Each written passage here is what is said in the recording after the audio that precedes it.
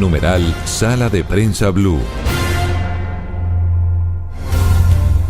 Estamos con ustedes en esta mañana de domingo aquí en Sala de Prensa Blue. Otra de las noticias de la semana, y sigue siendo noticia, es la situación dolorosa, terrible, pavorosa que están viviendo cientos de miles de personas en los departamentos de Córdoba, que es el más golpeado por inundaciones, y también en el departamento de Sucre, aunque vale la pena decir que hay también muchas familias, decenas de familias afectadas en Antioquia, en Chocó e incluso al otro lado, en el departamento de Santander. Pero nos ocupamos de lo que está pasando por cuenta de las inundaciones que se han generado en el departamento de Córdoba. Hay más de 150.000 personas afectadas, pérdidas millonarias, y si bien el nivel de las inundaciones ha comenzado a ceder un poco, la situación es dramática para estas personas que se quedaron sin nada. Juan Camilo Restrepo es el director del Instituto de Desarrollo Sostenible de la Universidad del Norte, la más importante del Caribe colombiano. Doctor Restrepo, un gusto saludarlo. Juan Roberto, igualmente, es un gusto para mí estar aquí con ustedes y bueno, particularmente aquí con ustedes después de escucharlo tantas veces. Hombre, muchas gracias. Doctor Restrepo, hoy tantos días después de esta emergencia tan dolorosa, pues surgen toda clase de análisis para decir, mire, este tipo de tragedias se pueden prevenir. Hay un tema que es la hidroeléctrica de Urrá, pero quisiera su opinión para tratar de entender y explicar a nuestra audiencia qué es realmente lo que ha llevado a que esté pasando en Córdoba lo que está ocurriendo. Bueno, Juan Roberto, aquí esta situación que me uno a su llamado, que es dramática, que es muy triste y tiene muchas implicaciones. Desde la parte técnica hay tres perspectivas. La primera tiene que ver con variabilidad climática y cambio climático. La segunda tiene que ver con nuestra capacidad de adaptación frente a esos fenómenos. Y la tercera tiene que ver con toda la capacidad institucional como sociedad para lidiar con esto y anticiparnos. Entonces voy a la primera. Es un hecho conocido por todos que estamos experimentando cambios de escala global que hacen que ciertos fenómenos adversos como estos sean cada vez más frecuentes y más intensos, ¿no? En ese aspecto, digamos, nosotros no tenemos nada que hacer porque son fenómenos de escala planetaria, ¿no? Lo que ocurrió aquí, ese frente frío que está asociado con el vórtice polar que ocurrió en Norteamérica, es un proceso que nos sobrepasa a nosotros. ¿Cuál fue ese fenómeno, doctor Restrepo, para explicárselo a la audiencia? Ese fenómeno que usted menciona exactamente qué es, del cual hemos hablado, lo ha mencionado el gobierno, el presidente, pero realmente ¿qué es ese fenómeno? Bueno, el frente frío es cuando hay un encuentro en la atmósfera de dos masas de aire con propiedades diferentes, una fría, una caliente, y a partir de eso se genera un exceso de humedad que genera fuertes precipitaciones, vientos y también marejada ciclónica, fuerte oleaje, como lo que vimos en todas estas semanas en el Caribe colombiano. Clarísimo. Que en este caso es bien inusual, Juan Roberto, porque no es normal, o por lo menos no estamos habituados a ese nivel de lluvias en enero y febrero. Eso decía tal vez el director de la Unidad de Gestión de Riesgo, doctor Restrepo, lo interrumpo, y es que él decía que en 2 días en Córdoba llovió lo que debería llover en 2 meses. ¿Le entendí? Así es, exactamente. Y entonces ahí es donde hablo de variabilidad climática, ¿no? La variabilidad climática nos lleva a experimentar cosas a las que no estamos habituados en momentos a los que no estamos habituados. Y ahí la capacidad de adaptación es la que nos lleva a decir que no estamos preparados para semejantes cambios tan bruscos. Exactamente, porque además venimos de la época de mayor precipitación, lluvias y caudales en Colombia, que es noviembre y diciembre. Entonces, claro, sí, los embalses estaban llenos, pero los suelos también estaban saturados, es decir, los suelos que pueden absorber agua también estaban llenos, y las ciénagas, algunas de ellas, las que todavía estaban funcionales, estaban colmatadas. Entonces, este fenómeno que es global, que es regional, ocurrió en un momento que nos ponía a nosotros en condición de vulnerabilidad. Y ahí llegamos al segundo punto, nuestra capacidad de preparación.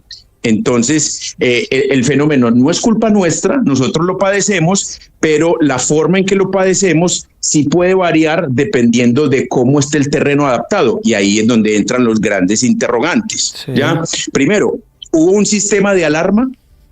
¿Sabíamos qué era lo que iba a ocurrir y las consecuencias que podía generar? la infraestructura estratégica estaba protegida, porque tú lo mencionaste, Juan Roberto, hubo derrumbes de puentes en Antioquia, sí, pero también en el Magdalena, que dejaron comunidades incomunicadas. Entonces, ese tipo de estructuras debería reforzarse cuando estos eventos vienen, protegerse, sí, porque pues no es que tengamos una infraestructura muy descollante, entonces tenemos que protegerlo. Los hospitales, en este momento hay hospitales bajo el agua y esos hospitales deberían estar atendiendo gente, pero están bajo el agua. Entonces ahí es donde entra la capacidad de adaptación. Yo creo que en este momento nosotros tenemos que entender que la variabilidad y el cambio climático es un hecho, ¿ya? Lo que hay que hacer es tener planes para prepararnos para esas cosas que van a ocurrir, y eso comienza con sistemas de alerta, eso comienza con recuperar la conexión entre el río y las ciénagas para que esos excesos de agua, sí, no se concentren en los cauces, no se desborden hacia las ciudades, sino que las ciénagas los puedan absorber, ¿no? Eso, sí, señor. El tema de la hidroeléctrica de Urrá, que tanto ha sido mencionada por estos días, ¿qué tanta incidencia tiene o tuvo en esta emergencia de inundaciones? En mi concepto, Juan Roberto, si tuvo una influencia, fue mínima. De hecho, pensaría yo, con la información que tengo, que antes de alguna manera mitigó algo que podría ser peor. Y estoy hablando de este efecto. No quiero que me malinterpreten. Sí, no estoy mencionando que Urrá no genera impactos, no haya generado impactos en el pasado, seguramente sí, como cualquier otra presa, pero en este momento, como te decía, Urrá tenía unos niveles que habían acumulado agua de condiciones previas y pues ellos siguieron los protocolos establecidos y eso en teoría dio tiempo. Mire un hecho que le quiero resaltar. Cuando comenzamos a hablar de estas inundaciones, los hechos más dramáticos en primera instancia ocurrieron en Bolívar, en Antioquia, en la zona del Urabá antioqueño, y en Magdalena, ya en la zona de Magdalena, en la Sierra Nevada de Santa Marta. 4 o 5 o 6 días después fue que comenzó a ocurrir en Córdoba. Sí. La pregunta es, listo, ¿por qué esos 6 o 5 días? En mi concepto, con el conocimiento que tengo, en la información a la que he tenido acceso, yo pienso que eso está muy relacionado con Urrá, es decir, Urrá te dio tiempo. Lo triste es, ¿qué hicimos con ese tiempo que nos dio Urrá? Nos pudimos preparar, se pudieron activar los planes de emergencia. Yo creo que esto tiene que dejar muchas reflexiones. Claro, pero doctor Restrepo, no entiendo muy bien que lo de Urrá fue ayudando para evitar que la emergencia fuera mayor. No entendí, excúseme. Mitigara, porque Urrá acumuló ese exceso de agua durante unos días hasta cuando ya no fue posible acumular más. Y se rebosó, si le entiendo, en términos coloquiales. Y tuvieron que liberarla. Esos días que brindó Urrá, por esa capacidad de acumulación de agua que tienen los embalses, deberían haber servido para ejecutar los planes de emergencia y respuesta frente a esto, ¿ya? Y eso que hace Urrá de manera artificial es lo que en condiciones naturales deberían hacer las ciénagas, ¿no? Las ciénagas tienen una capacidad de retención de agua, pero como en muchos casos, de manera desafortunada. ¿Son como vasijas? Exactamente, las ciénagas son como vasijas, son el receptorio natural del exceso de humedad, y cuando estamos en épocas de caudales bajos o pocas lluvias, las ciénagas entregan agua. Pero ¿qué es lo que ha pasado? En muchos lugares, y ha ocurrido en Córdoba, se ha roto la conexión entre las ciénagas y los ríos, en este caso el Sinú. Se han construido jarillones, se han construido diques y algunas ciénagas se han rellenado. Entonces, con eso gradualmente se ha perdido esa capacidad de regulación hídrica, ¿no? Sí. Para terminar de agravar el problema. Sí, doctor Restrepo, ahora lo que viene, bueno, usted me habla de ese frente frío. El tema es que si entendimos, terminando esta semana, los expertos dicen que los efectos de este frente frío van a seguir. Y si estoy entendiendo, esos efectos se traducen en más lluvias. Sí, muy probablemente así. Digamos, Juan Roberto, pues los frentes fríos no son excepcionales, ocurren y ocurren de manera frecuente en esta época, ¿no? Van un poco hasta febrero. Lo que pasa es que ahora estamos hablando del frente frío por lo que ocasionó.